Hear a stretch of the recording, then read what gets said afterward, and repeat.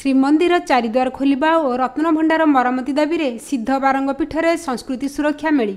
जगतसिंहपुर स्थित सिद्ध बारंग जगन्नाथ मंदिर परिसर रे संस्कृति सुरक्षा मेलीर आयोजन कराइथिला।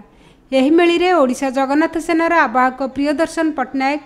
पुरी वरिष्ठ नागरिक मंच पक्षर मनोज कुमार महापात्र, संतोष राउत, प्रफुल्ल बेहेरा, नृसिंह पंडा प्रमुख जोगदे राज्यर सरकार तुरंत श्रीमंदिर चारिद्वार खोलिबा और महाप्रभु अलंकार को सुरक्षित भाव रखा सहित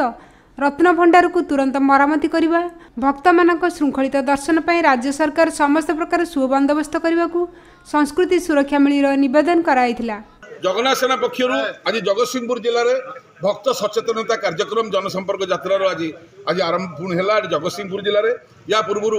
आम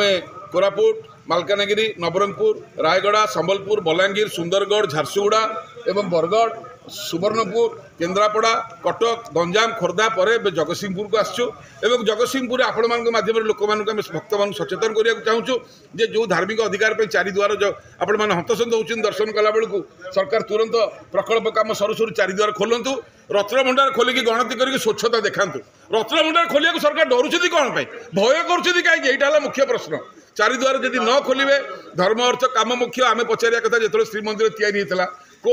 काल कथा से कम लोक थे सत्य एडे बड़ बड़ द्वार कहीं या ये गोटे मंदिर अच्छी कहीं एडे बड़ मंदिर द्वार तो या विश्व नियंता पाक लक्ष लक्ष लोक आसवे जाणिक विश्वकर्मा एडे द्वार करते सी बोका आपण मैंने बेसी चालाकी बंद कर धर्म अर्थ काम मुख्य घंटा घंटा दिन ठिया कर एसी टनेल कर अर्थ आप खोलिए जदि न खोलिए जो दिन प्रकल्प उद्घाटन करने माननीय मुख्यमंत्री आसवे से दिन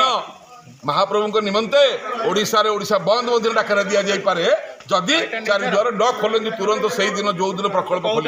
आम चारिद्वार आप बंद करें कौन चर्च कि मस्जिद फाड़े झरका बंद करेंगे कौन बड़ दल क्या बुद्धि बंद कर यार अर्थ कौन किए से बुद्धिदाता जगतगुरु शंकराचार्य विरोध कर गजपति समस्त विरोध कर सत्य आप कौन बंद कर जवाब आगामी दिन में मागबू जो परिस्थिति सृष्टि हम से सरकार दायी रही। यही कार्यक्रम में जगन्नाथ संस्कृति प्रचारक डॉक्टर अरुण कुमार पाणी,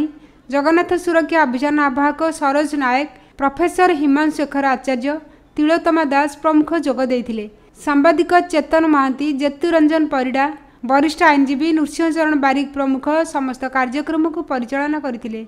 जगतसिंहपुर ईपीएरू ईश्वर चंद्र दास रिपोर्ट, ईपीए न्यूज।